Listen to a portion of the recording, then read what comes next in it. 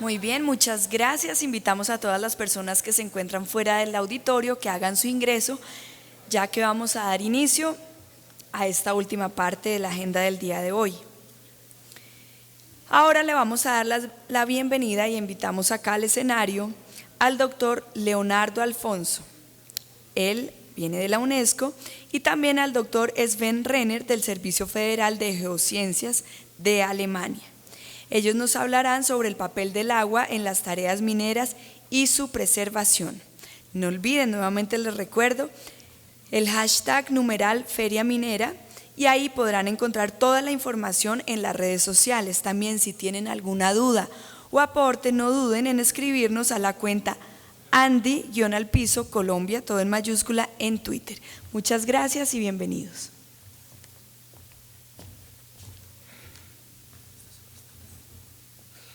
Hace un tiempo atrás tuve el privilegio de conocer al doctor Alfonso. El doctor Alfonso es un ingeniero de la universidad, así decimos los que salimos del alma mater de la patria, la Universidad Nacional de Colombia, y desempeña un importante cargo y una importantísima función pedagógica e investigadora en la Universidad de la UNESCO, con sede en la ciudad holandesa de Delft. Trabaja en agua y ahora compartimos algunos esfuerzos con el proyecto Multiestor, en donde pretendemos, en un proyecto multinacional que involucra países de África, países de Asia y Colombia como un centro de estudios, para ver cómo podemos ayudar y coadyuvar en el manejo de la gestión del río Magdalena. Está también con nosotros, y eso, como verán, yo solamente traigo amigos, porque es que uno no puede traer enemigos.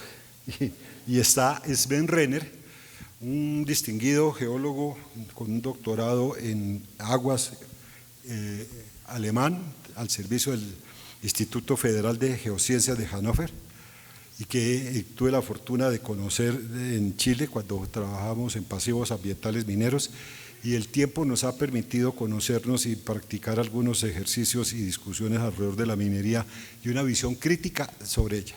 Ellos dos vamos a tener esta modalidad, cada uno va a tener entre 15 y 20 minutos, 22 minutos máximo, y después los vamos a poner a conversar entre ellos, y de pronto yo le pongo un poquito de picante a ver si de pronto sacamos más información de la mucha que nos pueden entregar.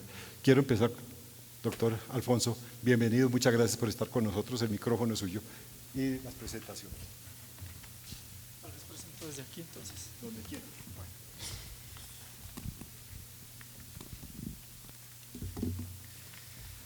Buenas tardes.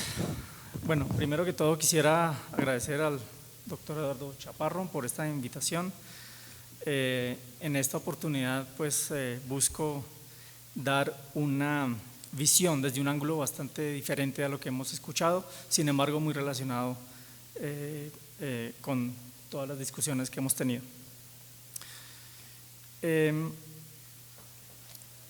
Yo tenía planeada esta presentación para casi media hora, pero entonces yo la voy a recortar, no hay ningún problema. Primero, muy brevemente, contarles acerca de UNESCO y UNESCO IHE, después la motivación de esta charla. Voy a hacerles unas preguntas al auditorio, y en esto pues quiero ser un poquito, digamos, pedirle el favor que me ayuden, y quiero hacerlo un poquito interactivo. Después entro al tema de los paradigmas que pienso que pueden ayudar al sector minero, y en esto voy a centrar mi charla, y después termino con un mensaje final. Entonces, UNESCO es la organización más grande de las Naciones Unidas que trabaja en el tema del agua, y tiene tres componentes fundamentales: el Programa Hidrológico Internacional, el Instituto para la Educación del Agua, que es UNESCO IHE, donde yo trabajo, y el Programa Mundial de la Evaluación de los Recursos Hídricos. Y entonces, ¿qué es el IHE? Es la organización más grande del mundo que ofrece posgrados exclusivamente en agua. Esto es muy importante, ya que son maestrías y doctorados exclusivamente en agua.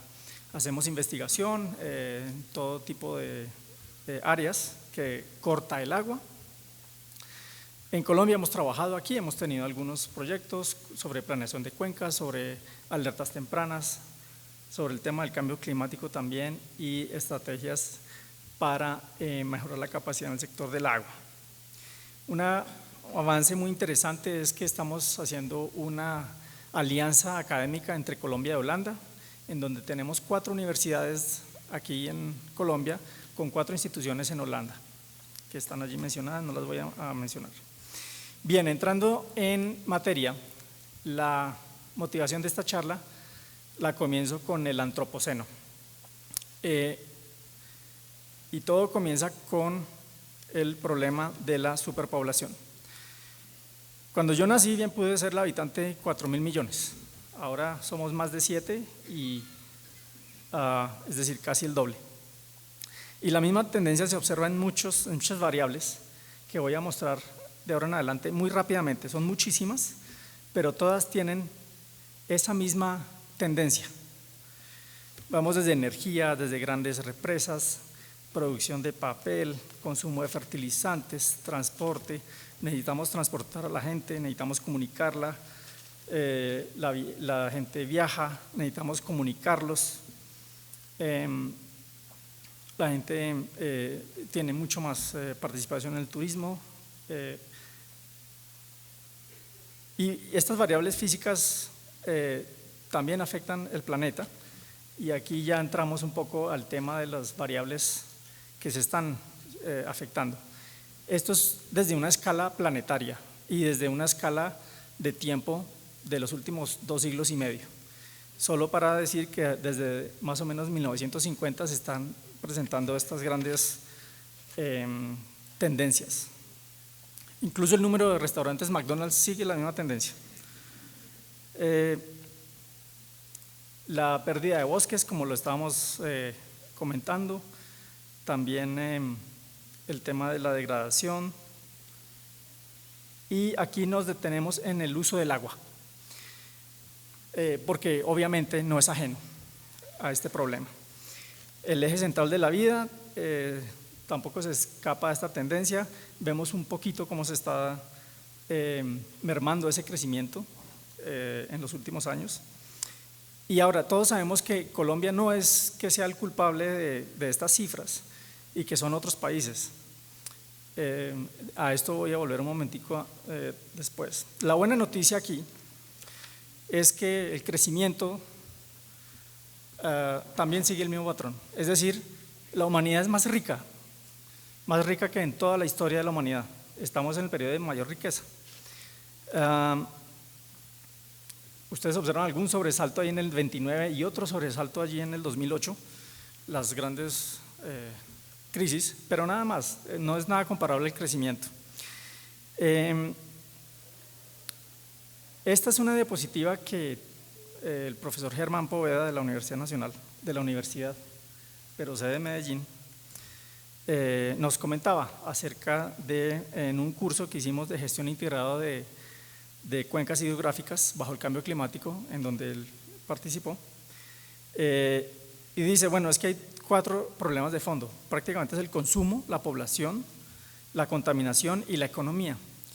El tema de la economía me parece interesante porque creo yo que, y otros también creen lo mismo, que el Producto Interno Bruto no debería ser la meta final de lo que hacemos, porque pues simplemente no tenemos los recursos suficientes para continuar ese crecimiento a ese ritmo. Posibles acciones: medir el desarrollo de otra forma, no con el PIB, y esto es un mensaje a nivel internacional. Yo no estoy diciendo que en Colombia debemos hacerlo y que el resto no, y tampoco sé cómo hacerlo, solamente lo planteo. Cambiar nuestra actitud individual ante el consumo y sobre todo como sociedad, tomando conciencia de los procesos naturales que ocurren a nuestro alrededor, y a esto le voy a llamar el paradigma 1 y voy a presentar en este foro ese tema. Lo mismo que el tomar conciencia del efecto de nuestras decisiones sobre los otros en especial, y a ese lo voy a llamar el paradigma 2. son los números que ya han sido mencionados aquí. Esto fue tomado de un especial que sacó la revista Semana, que es el agua bendita. Sin embargo, estas cifras pues vienen del Estudio Nacional del Agua que nos comentaba el doctor Franco, del IDEAM. Y aquí pues ya otra vez venimos a que la minería consume menos del 2% del agua total y que la gran demanda se produce en el sector agrícola. En este punto quisiera ahora sí preguntarles a ustedes, ¿tiene el sector minero avances en el manejo del agua, particularmente en el uso eficiente y en la reducción de la contaminación? O sea, son dos cosas, uso eficiente y reducción de la contaminación. Y si estos avances son suficientemente conocidos y entendidos por los ciudadanos, que creo que esto es una de las preguntas centrales. Las discusiones que hemos tenido acá siempre están en esa dirección. Y pues a mí me alegra que, digamos, lo que preparé está muy en línea con esta discusión. Yo para esto me preparé y quiero pedirles a ustedes lo siguiente. Aprovechando que diría que el 70% de ustedes tiene su celular en la mano, que por favor detengan un momentico su charla en WhatsApp y busque en Google Socrative Student y le dé clic al primer enlace.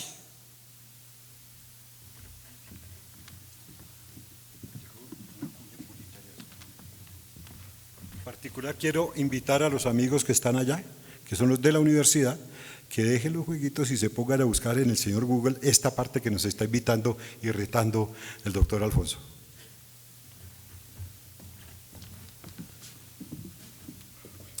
Allí les va a aparecer un nombre, room name, para llenar. Por favor pongan Leo Alfonso, sin espacio, y le dan clic a Join. Si hicieron todo bien, les va a salir la pregunta en su celular con 5 opciones. Por favor léanlas y respóndalas dando clic en la que más les gusta. Yo estoy monitoreando aquí cuántas respuestas recibo. Hasta el momento 3 personas han respondido.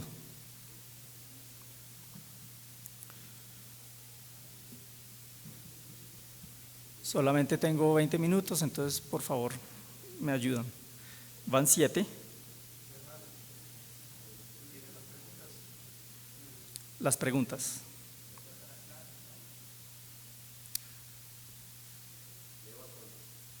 Leo Alfonso. Mi nombre. Esto está tan interesante, doctor Alfonso, que yo le voy a dar más minutos. Ah, qué bueno. Si esto es como servir 2 platos fuertes de primera calidad a ustedes. Muchas gracias. La buena noticia es que tenemos ya 15, 17 respuestas. Está creciendo casi al mismo ritmo exponencial que todas las variables del mundo.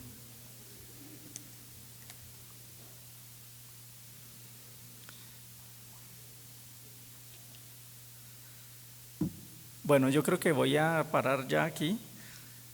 Lamentablemente no puedo mostrar en pantalla los resultados, pero esto es lo que yo normalmente hago con mis estudiantes. Tengo 22 respuestas. A ver, las opciones son: sí, hay muchos avances tanto en el uso eficiente del agua como en la reducción de la contaminación. La mitad del auditorio piensa eso. La otra opción es sí, pero hay más avances en el uso eficiente que en el de la reducción de la contaminación. Y en ese tenemos un 15% del auditorio. El 10% del auditorio dice sí, pero hay más avances en la reducción de la contaminación que en el uso eficiente del agua. El 13% dice que no hay muchos avances, pero la actividad minera es eficiente, de hecho, en el uso del agua y contamina poco. 13%. Y el 9% dice realmente no hay avances, debemos trabajar en ello. Entonces tenemos que casi la mitad de los participantes aquí piensa que sí hay avances y casi que el resto están distribuidos en pesos del 16 al 15%. Muy bien.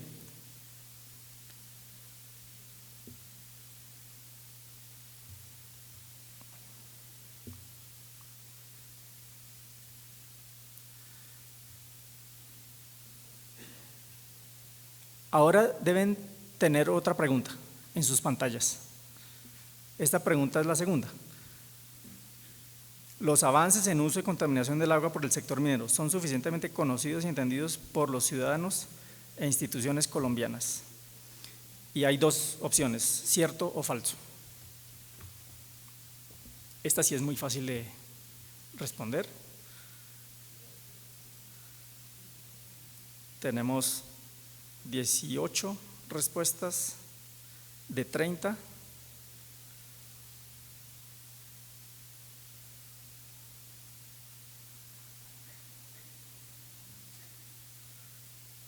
Bien.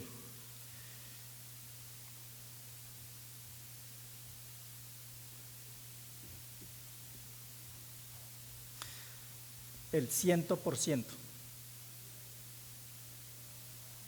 dice que sí hay avances, pero son insuficientemente conocidos.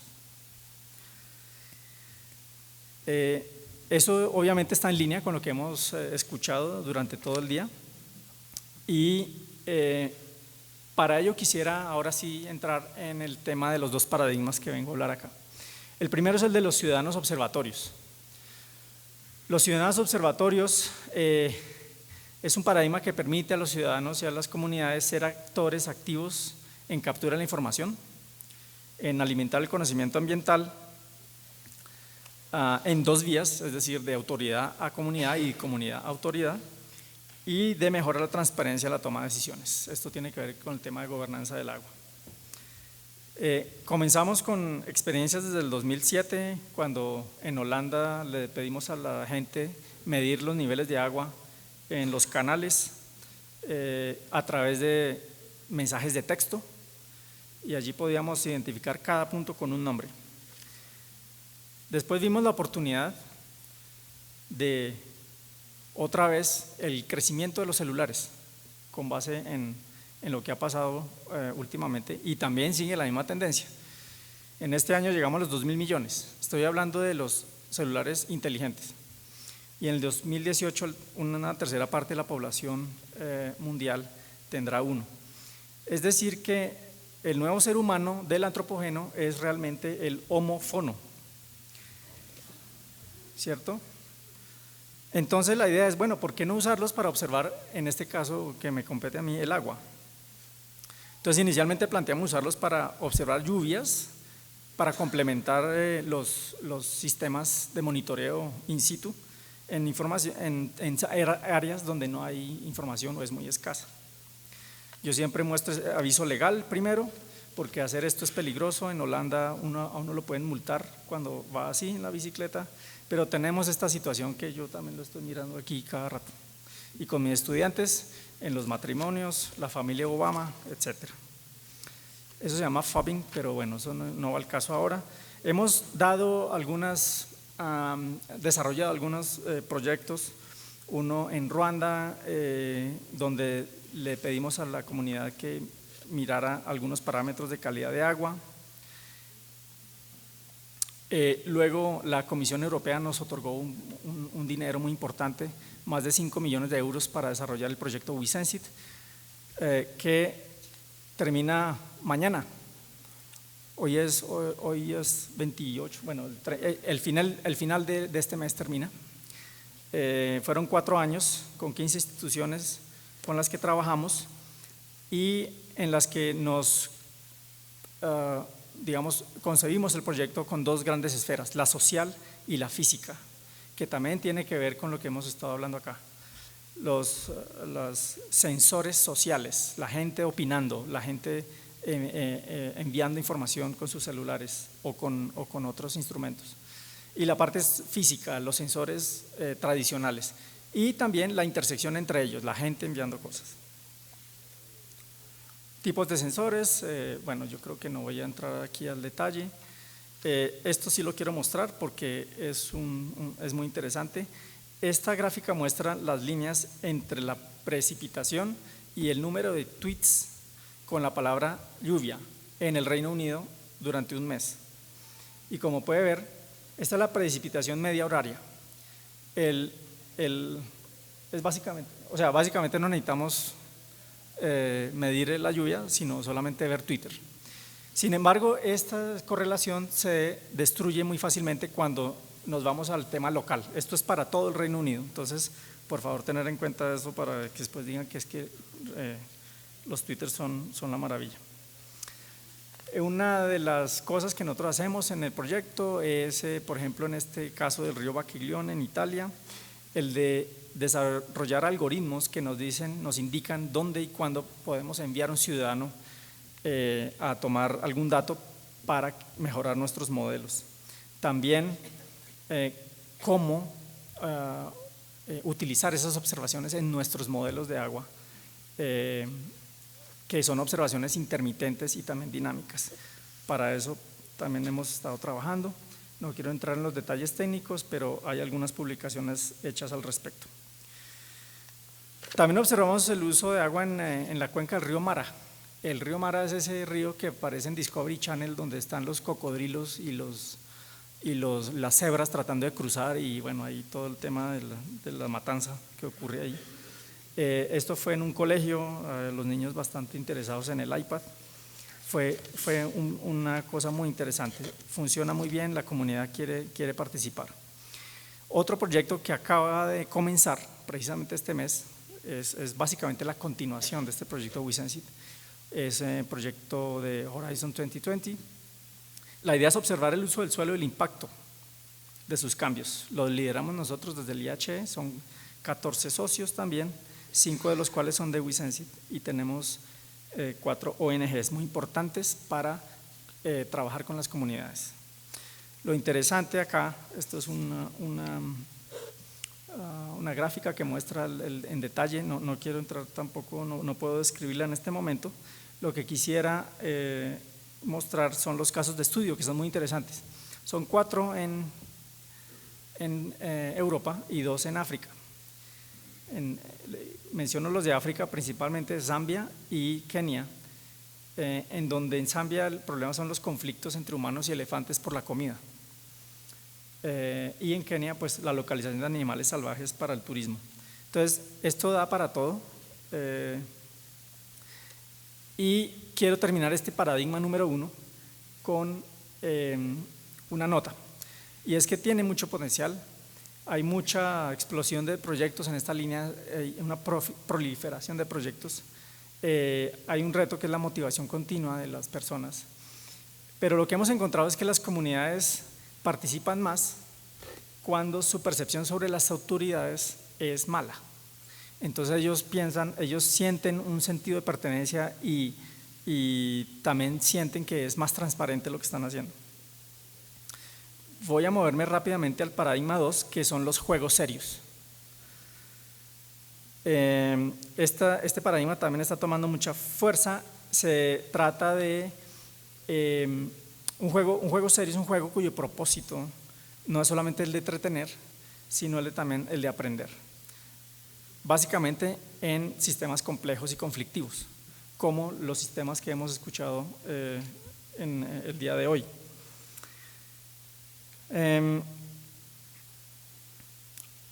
Básicamente es una herramienta para apoyar la discusión, de tal manera que no se necesitan reuniones tradicionales con un orador y toda la gente escuchando y abucheando, como escuché esta mañana que en algún momento pasa eso en las reuniones con las comunidades. Es una idea que no es nueva. En el pasado se han intentado hacer maquetas de este estilo, sin embargo pues son limitados. En nuestro caso usamos modelos matemáticos de agua, hidrológicos, hidráulicos y de gestión del agua. Hemos tenido experiencias en Colombia, básicamente desarrollados por estudiantes de maestría. La primera es Joan Craven de Irlanda y la otra Francesca Caggiano de Italia. Y siempre en colaboración con The Nature Conservancy. Estos son basados como ya lo dije, en modelos hidrológicos, y se hicieron 2, uno para el río Magdalena y otro para la cuenca Momposina. El juego del Magdalena está basado en el modelo WIP, que es un sistema de modelación para la planeación integrada de recursos hídricos, Y en este juego queremos responder unas preguntas. Estos son algunos ejemplos. ¿Qué pasaría si una parte de la cuenca se usara para generar más energía? Y estamos hablando aquí de hidroeléctricas. ¿Cómo afectaría esto la calidad y la cantidad de los ecosistemas? ¿Cómo afectaría a las personas? Etcétera. Lamentablemente no incluye minería, y este es uno de los mensajes que quisiera dejar en el auditorio, porque me parece muy importante que esto también se tenga en cuenta. El otro juego es este es el mismo juego, el Simbasin. Aquí la idea es que se dividen en dos mesas. Una mesa que participa, cada uno hace el papel de un actor y toma decisiones individuales. Y en las otras mesas es el mismo juego, pero ahora las decisiones se toman en conjunto. Y pues los resultados es que con las mesas individuales, algunos sectores no cumplieron con las metas, hay unas metas ahí que hay que cumplir, no cumplieron. Y las decisiones de unos pocos afectaron muy negativamente a otros, que es básicamente lo que está pasando en las cuencas del mundo. Mientras que cuando se lograron decisiones dialogadas mediante el juego, la mayoría de los sectores cumplieron sus metas y todos tenían impactos negativos. Sin embargo, todos fueron equilibrados entre todos los actores. Este juego puede bajarse, allí tenemos el link. Esta presentación creo que va a estar disponible, entonces lo pueden ver.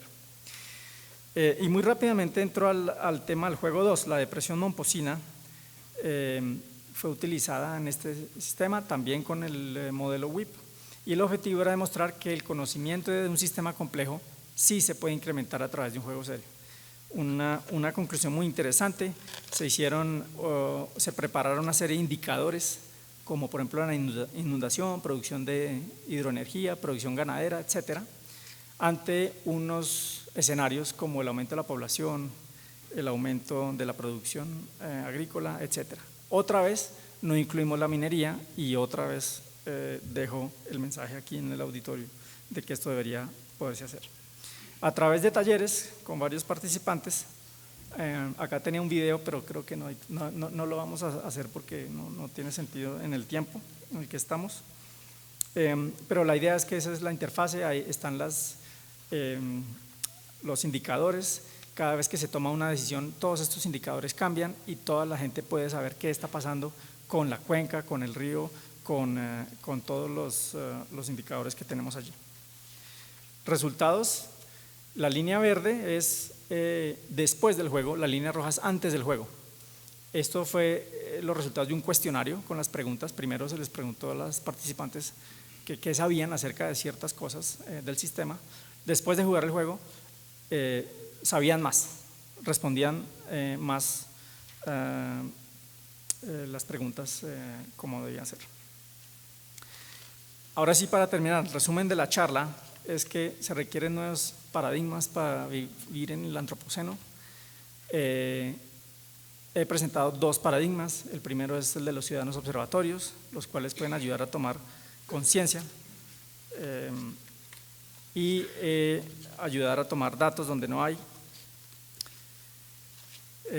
Creo que esta tarde hablaban de unirnos, abrazarnos, pero también de pelear. Yo diría que esta es la oportunidad para no pelear, sino usar una herramienta de estas para hablar y llegar a decisiones concertadas, o educar, al menos educar a las personas. Mensaje final: entonces, desde UNESCO y HE deseamos continuar a replicar este tipo de investigaciones.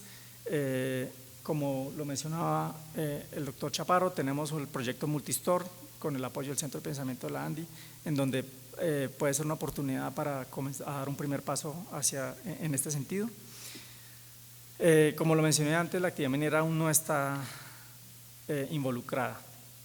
Quisiera terminar ahora con otra vez una pregunta para el auditorio. Entonces, por favor, vuelvan a tomar su celular, vuelvan a interrumpir su WhatsApp, por favor.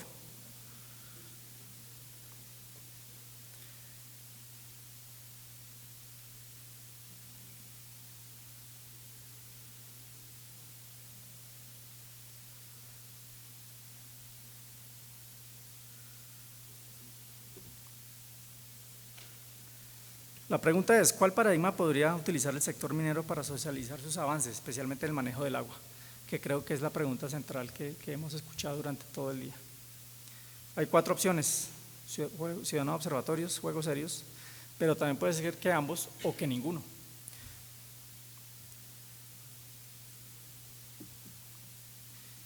Y con esto, ahora sí termino mi presentación. Muchas gracias.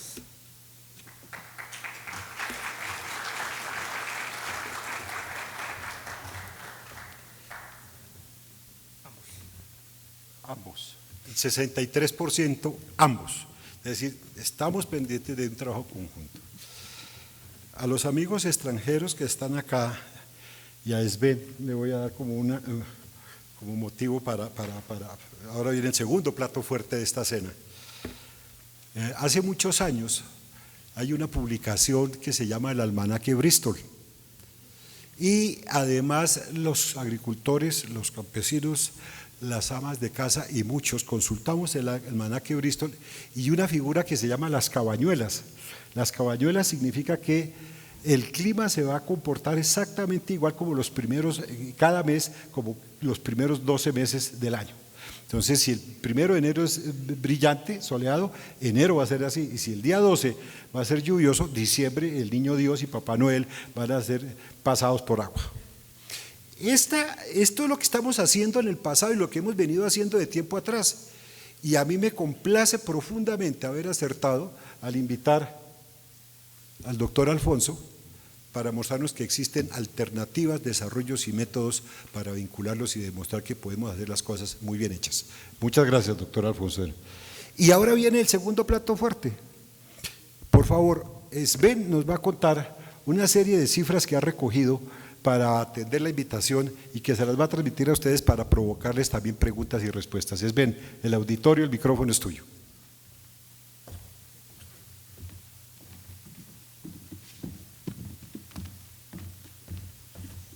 Buenas tardes, muchísimas gracias, Eduardo.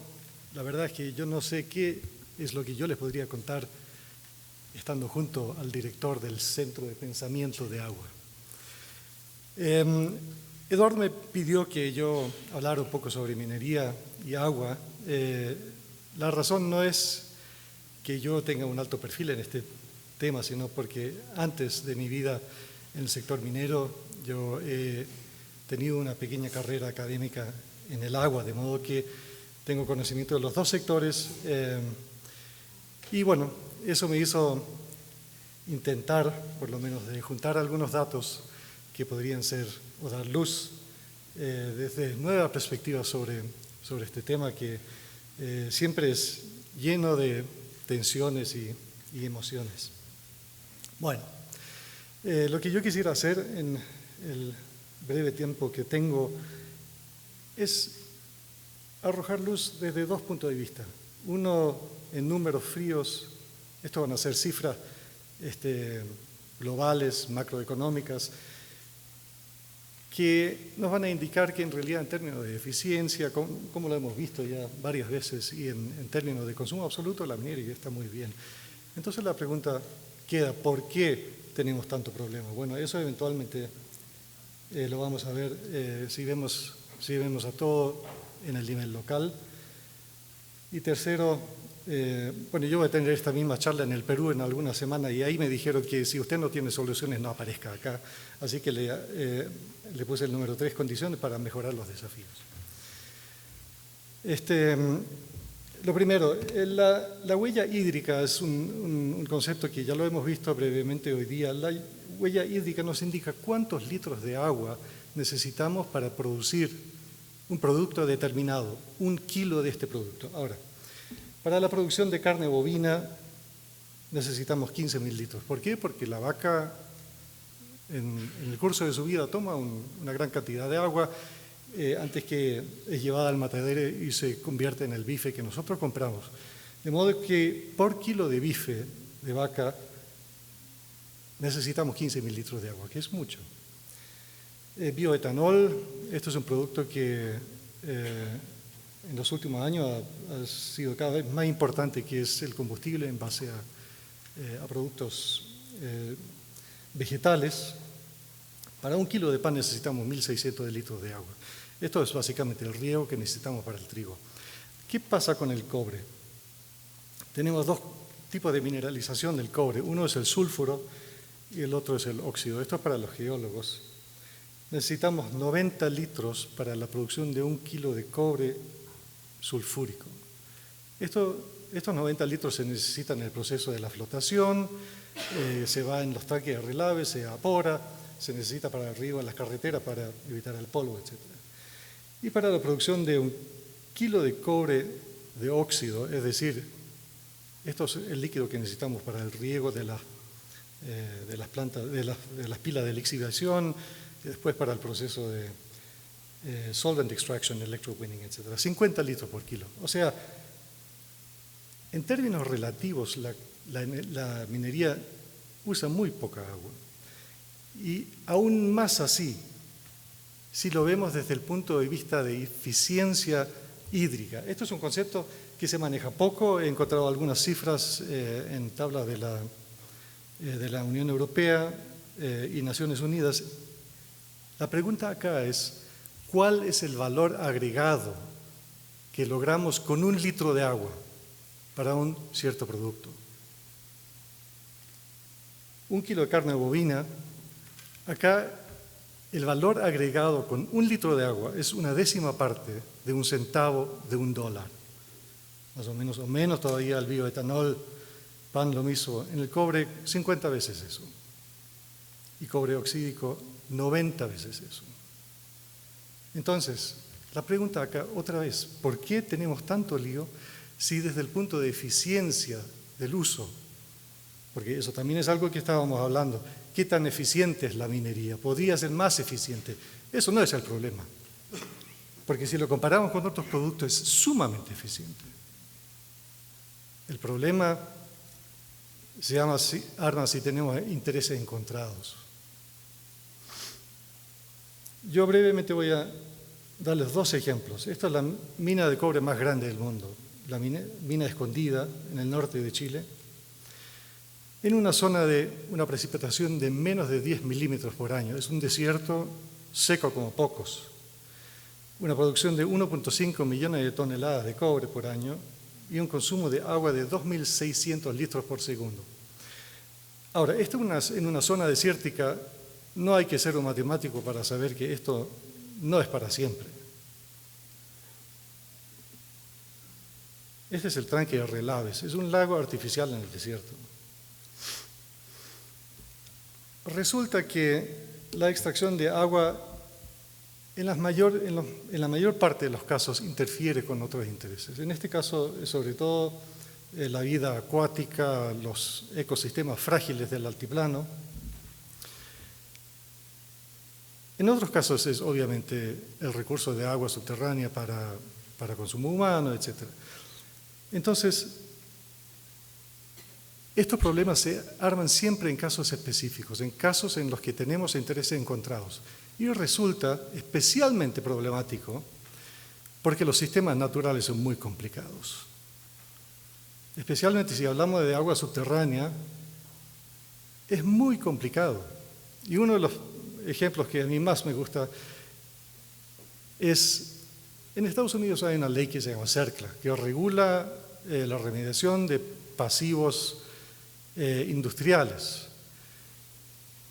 Y CERCLA también ha tenido el apodo de ser la ley que le consiguió el empleo completo a los abogados, porque los litigios han sido de muchísimos años, porque nunca o en muy pocos casos se pudo aclarar de dónde efectivamente viene la contaminación.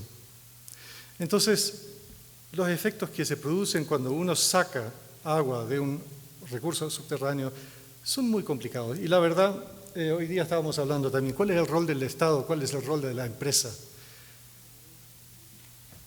Haciendo un pequeño desvío, hay muy pocas evaluaciones de impacto ambiental que yo he visto serias, en la que seriamente se haya hecho el intento de saber qué es lo que pasa si yo saco esta cantidad de agua. Soluciones, en este caso, que es muy lindo, Escondida lo que planifica es, ya que el recurso de agua es finito definitivamente, una planta de desalinización, y esto es una cosa muy interesante porque acaban las cifras económicas. La planta, que es enorme en términos de Latinoamérica, con una capacidad de 2.500 litros por segundo, que entraría en operación en 2007, y que estaría obviamente al nivel del mar y transportaría el agua a una altura de 3.000 metros sobre el nivel del mar por un ducto de 180 kilómetros de distancia. Uno dice, bueno, esto no puede rendir en términos económicos. Ahora, los precios para la desalinización han bajado muchísimo, y si uno considera, o sea, todo, el CAPEX, el OPEX, de la planta de la desalinización, el precio unitario por metro cúbico es $1.5. Más caro es el transporte, $3.6 por metro cúbico. Terminamos así que con un precio aproximadamente de $5 por metro cúbico de agua desalinizada en la mina. ¿Qué pasa con el precio del producto? Actualmente la producción se hace a aproximadamente $1 por libra de cobre. Este es el precio adicional que vendría si utilizamos solamente agua desalinizada, aproximadamente 15 centavos. Y este es el precio actual en la Bolsa de Londres. Es decir, hay factibilidad económica. Bueno, si no a escondida, obviamente no lo haría. Otro tema, ahora siempre estábamos hablando de extracción de aguas. Otro tema, y yo creo que vale recalcar que son cosas totalmente diferentes. Uno es la interferencia de intereses si hablamos de cantidad de agua, extracción de agua. Lo segundo es contaminación. Este es otro tema. La contaminación muchas veces no está tan ligado a la minería activa y mucho más, o activa industrial, sino más bien a pasivos mineros, a la pequeña minería que no tiene manejo adecuado en términos medioambientales, etc. Pero también algunas veces, obviamente aparece en eventos catastróficos. Hace, creo que un año más o menos, hubo este derrame del relave en el Brasil que contaminó el río Doce. Y en ese sentido, la gente siempre es muy, digamos, cuidadosa, le tiene mucho temor a la minería en cabeceras. Este es un proyecto en la frontera entre Argentina y Chile, Pascua-Lama, porque, bueno, uno tiende a pensar que si la mina está en la cabecera, el riesgo de la contaminación es mayor, pero la verdad es que no es tanto así. Podría ser en cualquier lugar, siempre, obviamente, la contaminación desemboca en el río que drena la cuenca. Pero por alguna razón estas discusiones se arman. En este caso, precisamente, fue que en la zona de la mina hay glaciares, lo que se denomina en este caso glaciares o campos de hielo.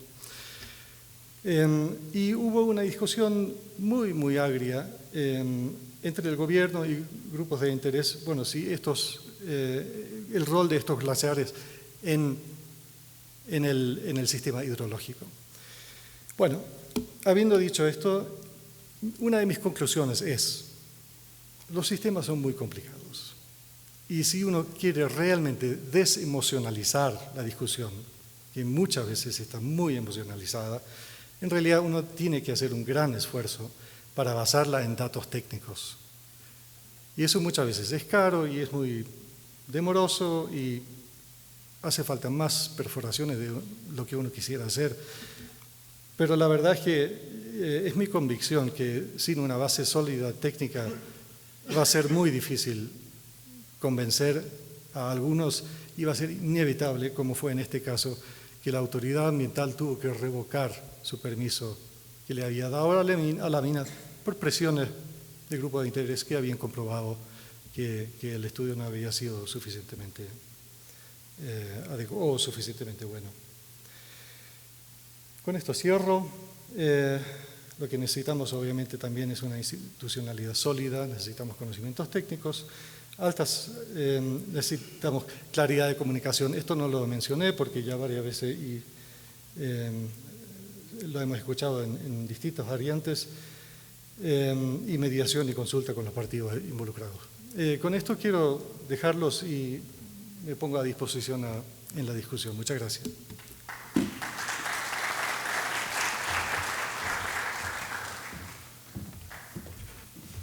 Atreverse a resumir lo que ya está resumido, condensado y bien claro, es simplemente una pretensión tonta de parte mía. Pero lo único que podría agregar es que como industria y como sociedad tenemos la obligación de dejar de lado la vieja pretensión que con un par de pozos y de pronto una que otra observación hemos construido un modelo hidrogeológico. Hay que dejar de lado la emoción para ponerle la razón, de lado el corazón y ponerle el cerebro para poderle dar respuestas exactas, para que se tomen decisiones claras, ilustradas y que no comprometan el futuro. La industria tiene en esto una enorme responsabilidad y me atrevo a decir que conmigo están de acuerdo todos los ejecutivos de la minería formal en Colombia. No me importa si es pequeña, mediana o grande, es de la minería buena la que está comprometida en este proceso y se está avanzando. Debemos acelerar, debemos profundizar y debemos obtener datos históricos y consignarlos en registros que nos permitan los análisis. ¿Qué hacer entonces? ¿Cómo mirar? Yo les quiero pedir a nuestros dos excelentes panelistas que nos den una mirada final para darle 2 o 3 preguntas al público para ustedes. 1 minuto, 2 minutos, como una conclusión de parte de ustedes de esta jornada y del agua, el agua y la minería, cómo hacer para que tengamos información signada y firmada por la ciencia y la tecnología. Micrófono, ponte cómodo. Bueno, como siempre, una pregunta bastante difícil. Lo que he expuesto implica que hay que trabajar con la comunidad y eso es realmente lo más difícil desde el caso del Océano Observatorios que estaba hablando. El tema de la motivación para trabajar. Sin embargo, tenemos que trabajar en ese sentido. De lo contrario, no podemos pretender que la gente vea con otros ojos a la minería. Durante todo el día aquí he estado escuchando el tema de que tenemos mala fama, de que así no podemos, tenemos que luchar. Mi primera impresión es, bueno, si la minería no produce tanto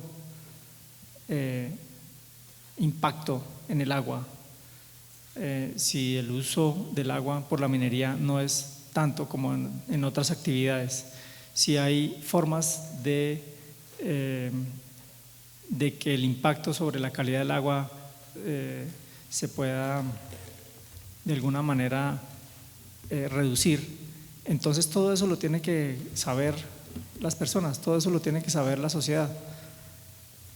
Y creo que en ese sentido tenemos que trabajar en esa dirección. Muchas gracias. Sven. Perdón. ¿Cuál era la pregunta? Disculpe. Esta visión de entre el pasado y el presente, la forma de entender los modelos, cómo hacer para que se apersone más y cómo hacer creíble esos datos, por ejemplo, que tú nos presentas. Uno los presenta en cualquier conferencia y nos dicen que son errados, que son sesgados. ¿Cómo hacemos para que, y ahí sí usamos la palabra correcta, para validar la veracidad de esos datos y que esto permita que se abra el diálogo, que tengamos ciudadanos observatorios y que la gente tenga derecho a información de primera calidad? Bueno, yo creo que hay tal vez 2 posibilidades de acercarse a algo como una respuesta. Uno es, tal vez no es un problema minero.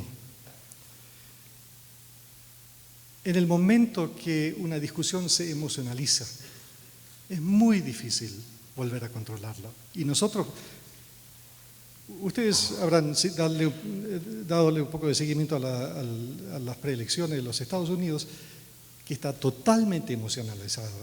¿Por qué? Porque se basa en hechos que desespera a la gente.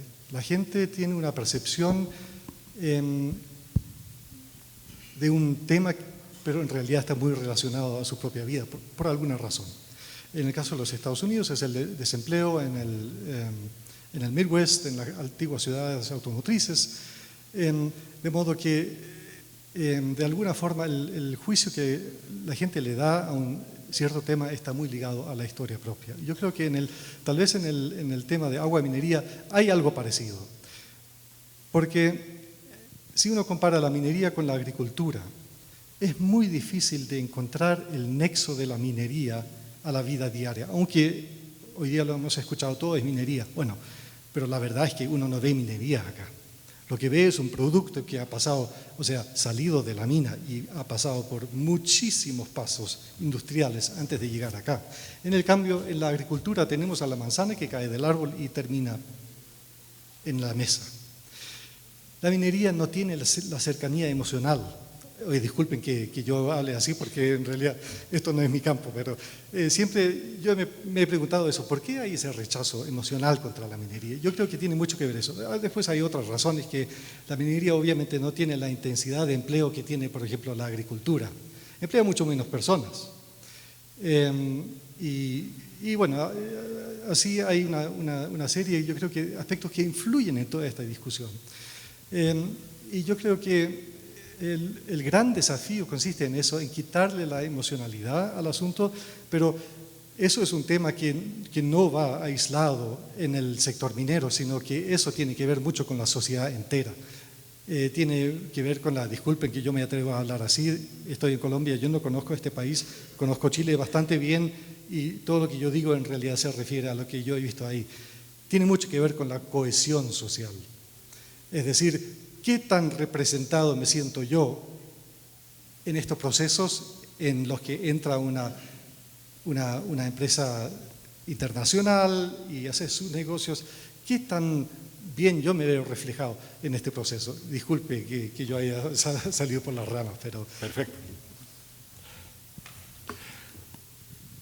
Voy a dar el micrófono en 3 oportunidades. Cada uno tendrá oportunidad de hablar 3 minutos máximo. Puede preguntar o puede echarse un discurso, pero 3 minutos, o si no, después democráticamente le retiro el micrófono. Invitaría a los estudiantes, por ejemplo, que preguntaran. No siempre tiene uno posibilidad de encontrarse con expertos de esta talla. 3 minutos, el micrófono es del auditorio. Si no son los estudiantes, entonces los mineros, los consultores.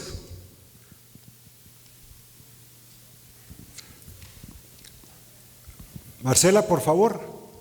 El señor aquí después y el tercero, ¿quién fue? Allá atrás, allá.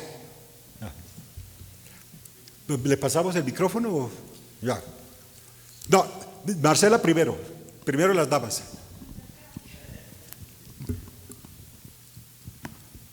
Muchas gracias, Eduardo. Buenas tardes a todos.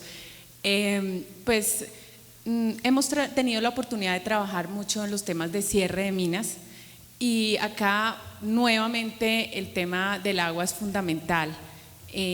Quisiera de pronto conocer frente a lo que han estudiado en la UNESCO y de pronto en Chile también tuvimos oportunidad de revisar cierres de mina exitosos, pero quisiera saber si han trabajado algo relacionado con posminería o riesgos residuales y los temas de agua que nos puedan compartir, que pues nos ayudaría mucho y nos ilustraría. Gracias. Le cedo totalmente la palabra a mi colega porque no trabajo ese tema. Ok.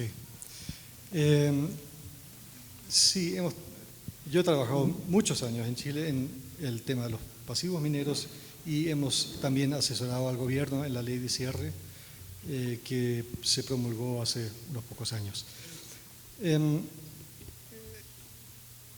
La minería, una buena parte de la minería en Chile tiene la virtud que se hace en el desierto, de modo que el agua, que es el agente que lleva los contaminantes, no existe. Pero hay excepciones. Un siglo atrás, las plantas de beneficio estaban todas situadas en un valle, porque se necesitaba el agua para procesar. Y no había posibilidad de perforar pozos de 200 metros. Entonces, por ejemplo, en el Valle de Copiapó hay una serie en una zona que hoy es netamente agrícola, hay una serie de antiguos relaves que tienen altos contenidos de mercurio, de cadmio y otras cosas que uno no quisiera que estén ahí, sobre todo porque es una zona de producción de uva de mesa que es de exportación.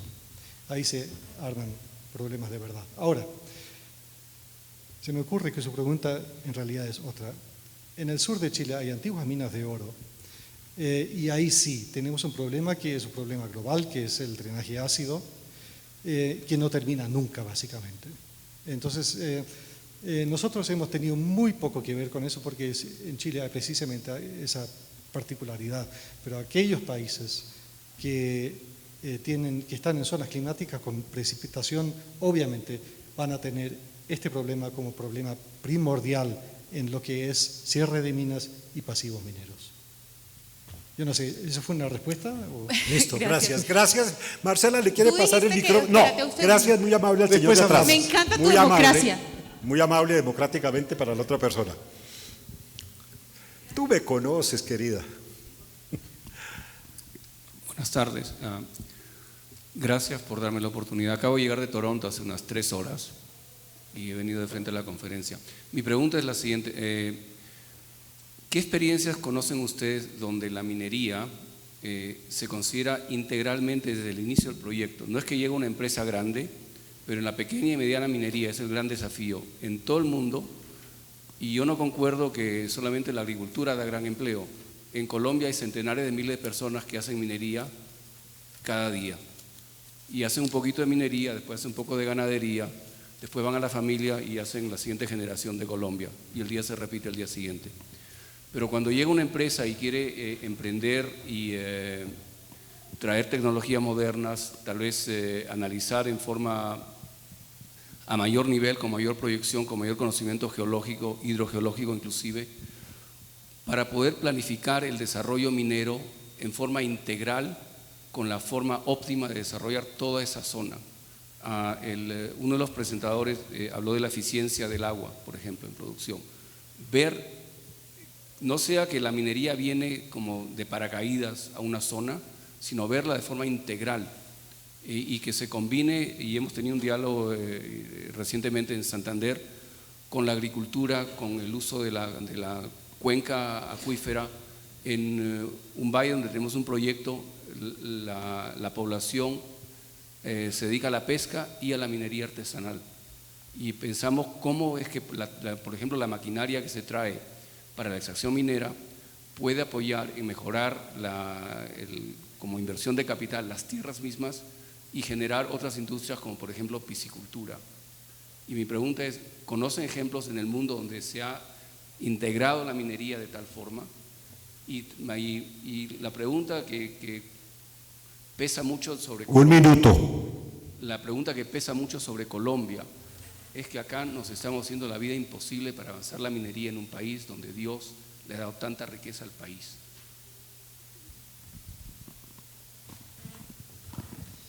Bueno, puedo hablar desde mi perspectiva del agua. Nosotros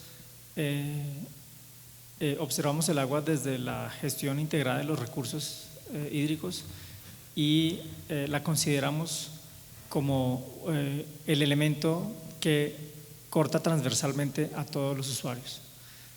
En ese sentido, pues consideramos la minería como uno más de los usuarios. Entonces, digamos que estamos un poquito viendo desde la parte más general, y lo que nosotros intentamos es enseñar métodos para óptimamente darle el recurso a cada usuario como lo requiere. Eso es obviamente en la teoría, en la práctica es un poco más difícil, y pues otra vez reitero que en el tema específico de la minería, mejor mi colega puede darlo mejor.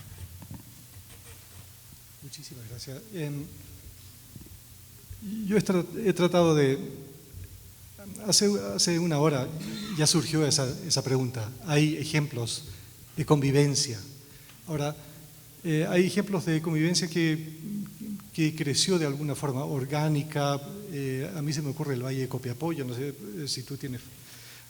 hay unos valles en Chile, digamos, donde hay una minería histórica y la agricultura vino después. Entonces, pero yo no puedo afirmar que esto sea de alguna forma sostenible, porque siempre termina en la total sobreexplotación del acuífero.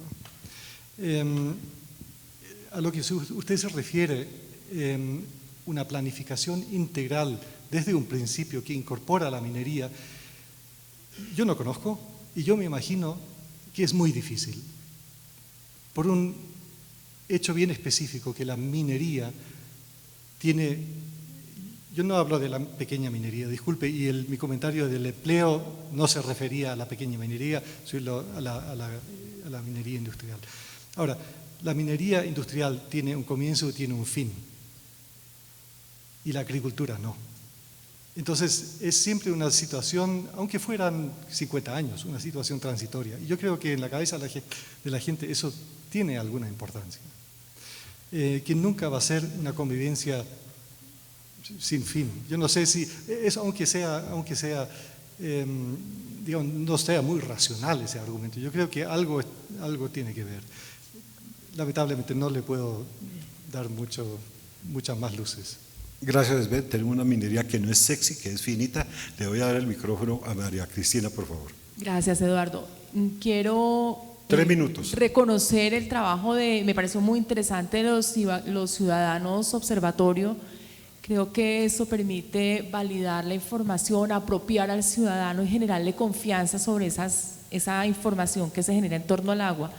La pregunta es, ¿qué estrategia utilizaron para contarle a la gente que estaban haciendo esto y para que ellos se involucraran y participaran en ese ejercicio? Sí, muy bien. De hecho, el tema de acercarse a la comunidad y preguntarle por el favor de dar una información es bastante complicado.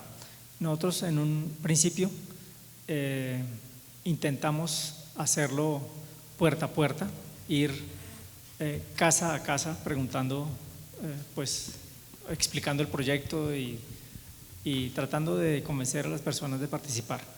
Eso fracasó rotundamente. Ahora lo que nosotros estamos haciendo es comenzar por las comunidades que ya están establecidas.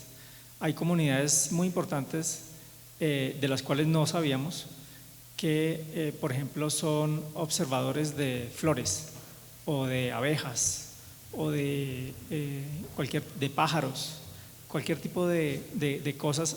Hay gente que la une un pasatiempo y al detectar esos grupos hemos visto que el proyecto escala muy rápidamente y muy bien. La otra cosa que hacemos es evitar imponer una tecnología, evitar imponer un app, ¿cierto? Instale este app y con eso ya nos ayuda. Nosotros comenzamos a hacer todos esos diseños de plataformas, etcétera, desde la base de ellos, desde su necesidad. Esas diría yo que son 2 estrategias para acercarse a la comunidad. Muchas gracias. Una última pregunta, 3 minutos, la avisaré cuando le falte uno. Muchas gracias. Yo trabajo en una firma de consultoría ambientalmente y estamos siempre en la mitad entre el proyecto y la autoridad ambiental. Trabajamos para los proyectos y siempre padecemos la posición de la autoridad ambiental y la presión de las comunidades. Escuchando todo el día lo que ha pasado y aquí en el cierre del agua, yo tengo como 3 ideas medio utópicas, pero les quiero preguntar qué tanto sentido puede tener. Sabiendo que lo primero es que la minería tiene que reconciliarse con las comunidades. Lo que hacía antes, 50 años atrás o 20 años atrás, es muy distinto a lo que hoy en día hace la minería.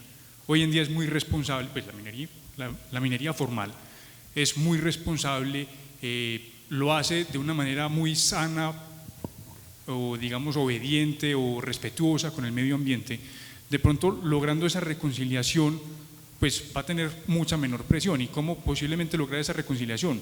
3 ideas, que es lo que quiero preguntarles.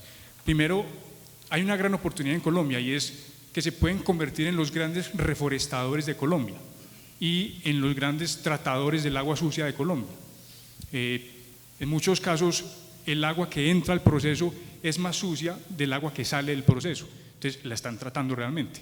Y si se aprovecha el tema de la reforestación, pues entonces estarían aportándole incluso a las metas que tenemos en Colombia del COP21. Entonces ahí creo yo que puede haber una oportunidad para el sector minero.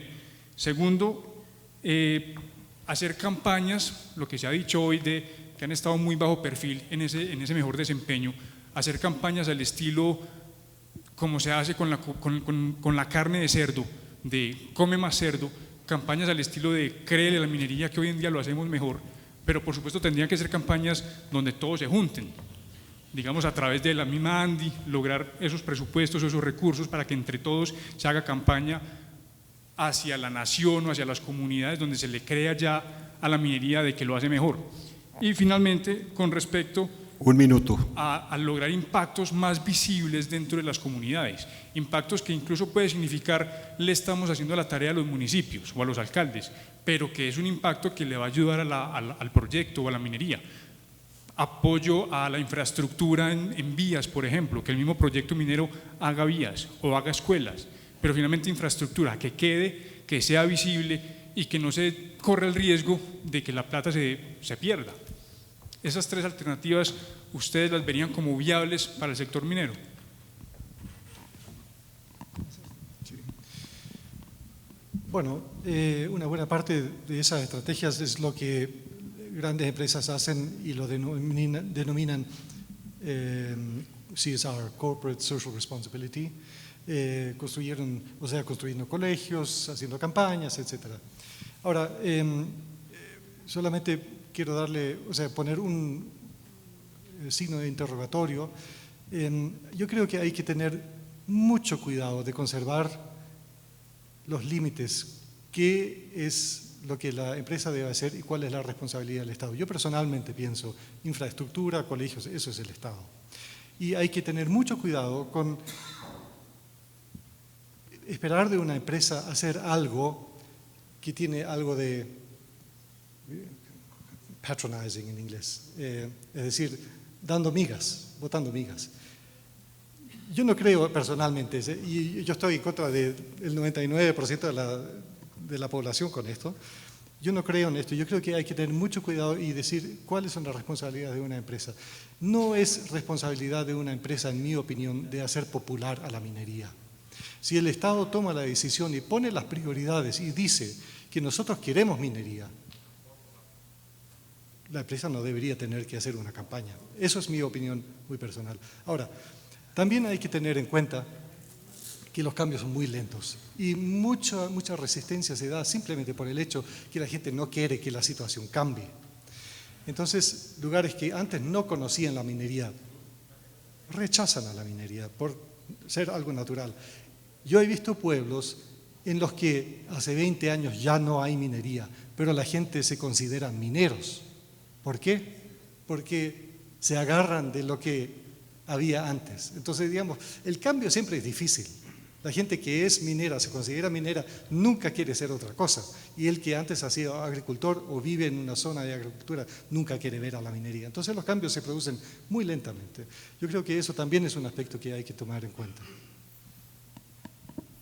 Pues yo sí hago parte del 99% que cree que si la minería quiere reconciliarse con las comunidades, creo que es una excelente oportunidad para el sector demostrar que puede mejorar el planeta.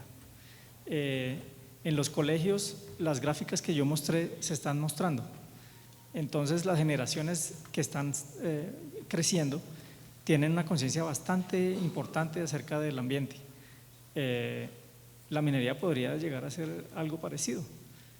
Y obviamente demostrando que, por ejemplo, la idea de reforestar es excelente.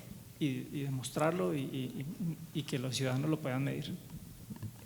Una adición a la de respuesta, consulte el caso de Peñoles, Zacatecas, el complejo minero siderúrgico Francisco I. Madero, cómo toman el agua a partir de aguas hervidas y además con la carga orgánica generan compost para arreglar los ejidos.